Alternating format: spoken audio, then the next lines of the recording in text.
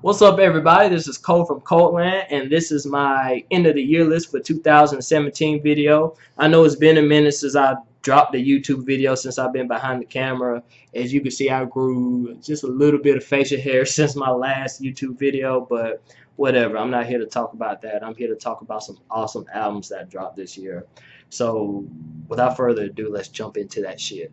Starting at number 10 is Swedish stoner doom metal band Monolord with Rush.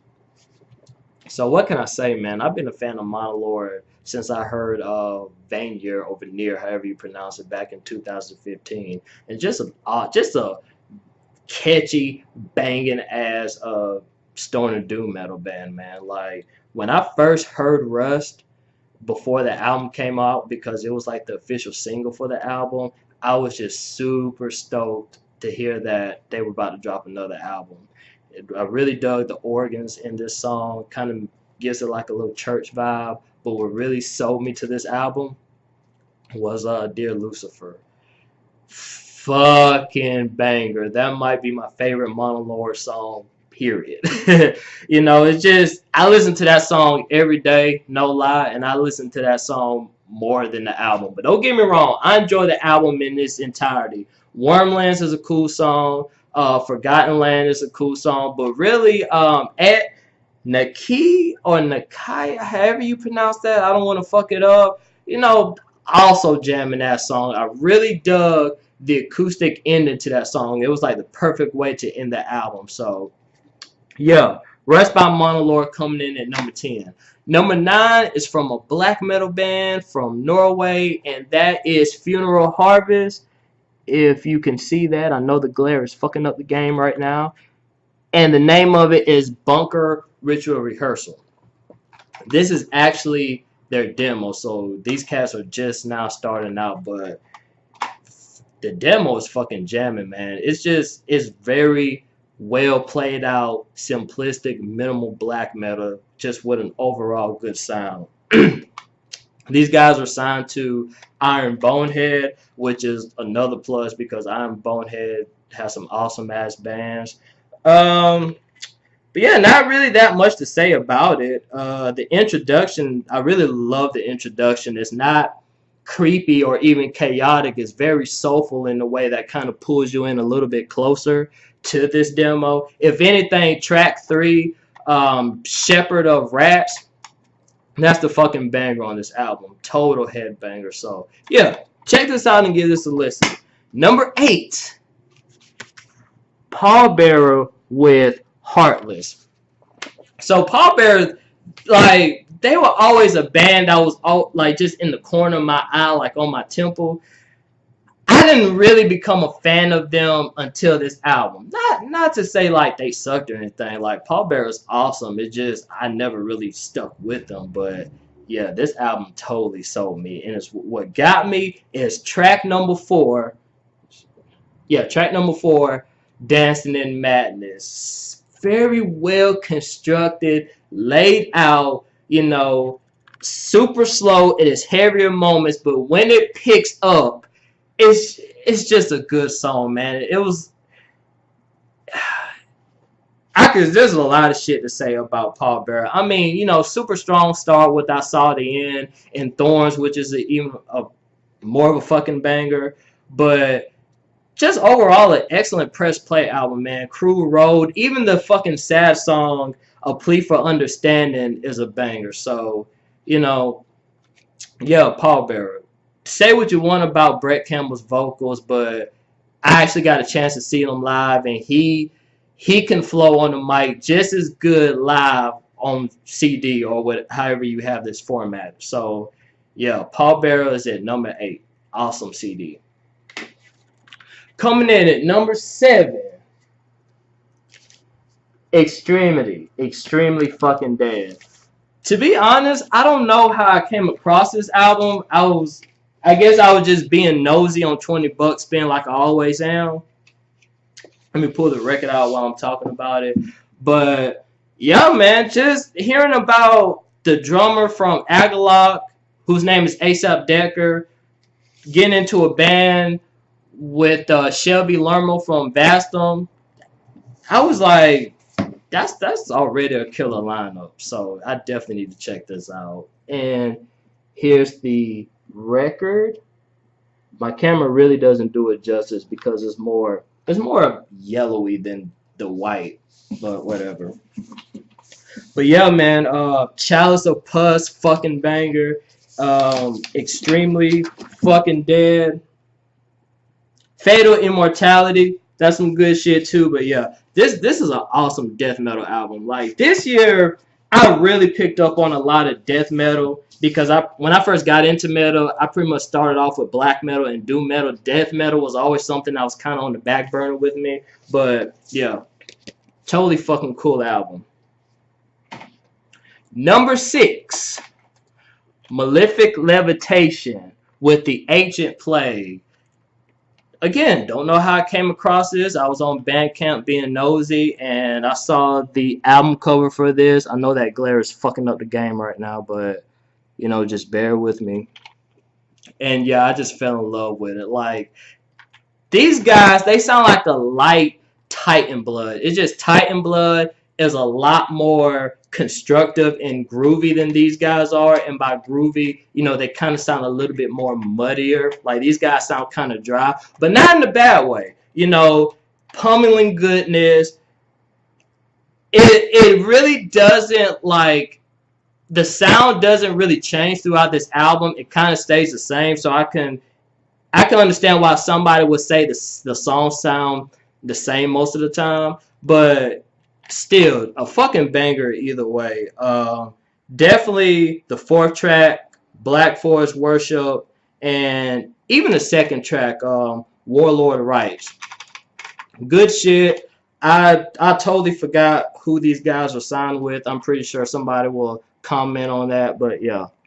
Malefic Levitations coming in at number 6. And at number 5, we're going to keep it hellish with Hell. Yeah, Glaire's completely fucking it up, but oh well, you know who I'm talking about with Matthew Williams. But yeah, so a buddy of mine, he passed me like 2 of Hell's album. I believe it was Hell 2 and Hell 3, I believe. I can't really remember. And I just never bothered to check them out. For what reason, I don't know. Maybe because I was like listening to other shit. But I expected this to be some crazy shit. Like, I expected this to sound like that Malefic Levitations. Just pummeling, noise, horrific vocals, just, you know, just noisy everywhere to where you couldn't really keep track with it. But, you know, either bad or good, you know, it is what it is. But no, this album totally took me by surprise because I had an expectation with this band based upon the name and the album art for the other albums. Like black metal vocals with that whole drony doom sound, it really surprised me. And the more I listened to it, the more I liked it. You know, I really dug it. But I will say this about this album though. As many metal albums I've listened to, hands down, this one takes the cake for best introduction on the album. Like, the fact that this album has you thinking you're in a plane and the pilot is telling you, you know, Mayday, we're about to go down. And just the horrific sounds of hell kind of like pull you into the album. And it just resonates and corresponds so good with the music that it's just totally a cohesive mission. And what I mean by that is Matthew Williams, the guy behind this band, he just really put this album together in the correct way because it sounds exactly like how how it's laid out as far as the name and the album art. So yeah, Hell at number 5. Coming in at number 4 is an album I don't have, unfortunately. And that sucks because it's a really good album. Number 4 is Curse of Conception by Spirit Adrift. What can I say, man? Nate Garrett's vocal is what I'm crazy about with this album. Do not get me wrong. The music is cool. The music is great. But his vocals I think that's what lives on this album. I think that's why a lot of people gravitated towards this album, because when you have a song like Earthbound, you could pretty much just give that idea and that sound to just any band and they'll just drop it. But his vocals is what's really made that song a fucking banger. That and Curse of Conception. Shit, what's that other song? To Fly on Broken Wings. I believe that's the name of it. It's just an all-around good album, man. Like, when I first, Spirit of Drift, it was kind of like Paul Bearer, just a band that was kind of like on my temple. I just never really did, I just never dug into it. Checked it out, loved it on first listen. And what was crazy was, before I like did background information on that band, or background info on that band, I thought it was like a full legit band. Drummer, guitarist, vocalist, bassist, and everything. And come to find out, you know, it was Nate Garrett all by himself. And I was like, you mean to tell me one person created this solid ass album? Crazy shit, man. What are the other tracks that's on that album? That song, Joaquin, or Joaquin, however you pronounce it, the acoustic introduction to that song, or just, you know, the first half of that, I could kind of do without. I pretty much just want to skip into that good heaviness. But the last song, Onward, Inward, I promise you, I don't know why, but it makes me think of a fucking Metallica song from Master of Puppets. I don't know if it's just how he's singing or that triumphy feel at like the end of the song, but it just makes me think of a song from Master of Puppets, because it sounds nothing like Ride the Lightning or Kill 'Em All. But I can't find a song to compare it to, but I just cannot stop thinking about Master of Puppets Metallica when I listen to that. Don't know why, I just do. But yeah, like I said, I don't have that album, but it will make a lovely Christmas gift from that certain somebody that I know who is watching that video. So keep that in mind, or I'm going to roast you live on YouTube. Number 3 is Undergang with Miss. Oh, computer kind of froze up for a minute. But yeah, Undergang with Misanthropology. I don't know anything about this band. Just so happened to stumble across it. I guess it's the album art. But best death metal album I've heard all year. Hands down. Don't try to compare it to any other death metal band. I would shut that shit down instantaneously. Like, this shit is so fucking good. It's like, it's so muddy and guttural and just dirty. You know, it's like listening to this album, it makes me want to change my name to Mud. It's like somebody took a death metal band, threw them down the sewer, told them good luck, came back like 3 months later, brought them back to the surface, and was like, hey, let me see what you got. Because it's like a musical low with this band, man. Like, I never heard a death metal band just, you know, I don't want to say like that disgusting, but just so sub-level like, you know. I'm not going to even try to pronounce any of the tracks on this CD because I'll just fuck it up. But I believe it's that second or third track with like that little break where the drummer kind of like does his thing. And it's just a fucking killer album, man. Totally fucking killer album. Yeah. Undergang, Misanthropology coming in at number 3. Number 2 is not a metal album, but still just as good. And that is Drab Majesty with the Demonstration. First time listening to this artist, not gonna lie and say I've kept up with them, because I haven't. Don't know how I came across this. I think I went back when I was on Spotify. It just showed up and I peeped it. But oh my god, this album really warms my heart up. Like, let me pull the record out while I talk about it. Like, when I think 39 by Design. Matter of fact, yeah. So I checked this album out before it even dropped. So 39 by Design was like the first single, and it's just it. If look, if you're into The Cure and like Cold Cave and like stuff like that, then there's no reason why you wouldn't want to give this a chance because it's an excellent album. It is so beautiful, and I have the record on purple, which might look kind of blackish on this camera because it sucks. So I'll just put it back in the sleeve. But dude, the lyrics behind these songs are like so beautiful. Um, Dot in the Sky, nice one. But it's really not just a name. Like when I listen to that song, it kind of puts me in the same mood and zone as if I was listening to Same Deep Water as You by The Cure. You know, hence me saying if you like The Cure, you might dig this too. Not to say that those songs sound the same, so I don't want to hype you up just in case you never heard this.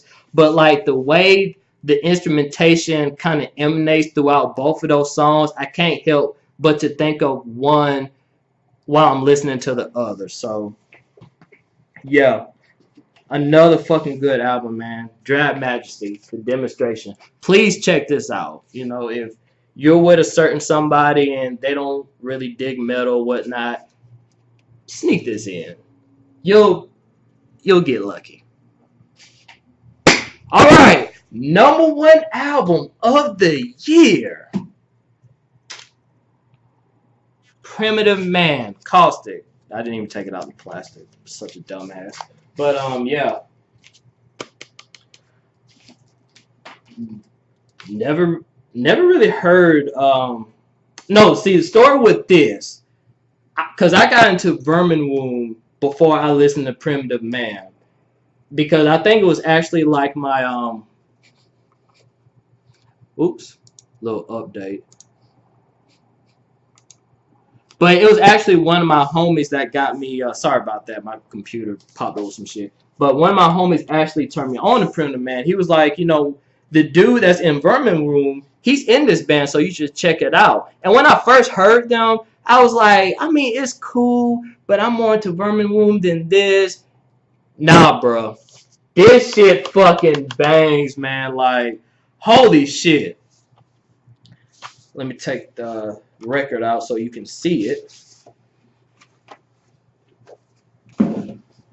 But yeah, and I actually had the pleasure of seeing these guys live. Check that shit out, man. Fucking awesome.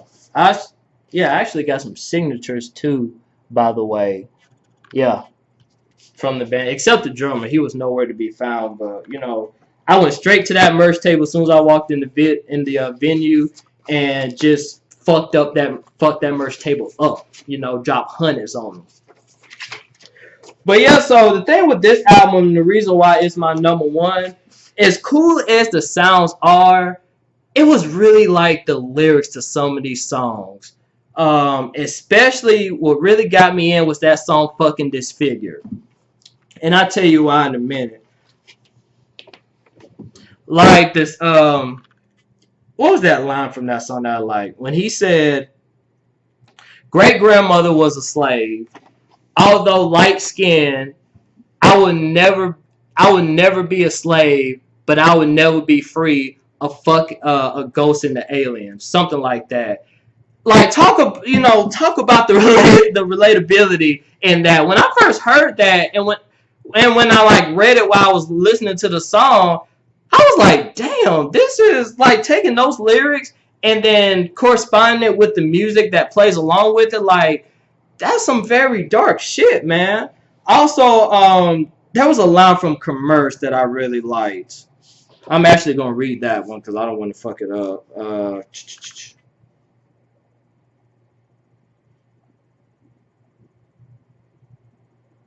Well, actually, damn.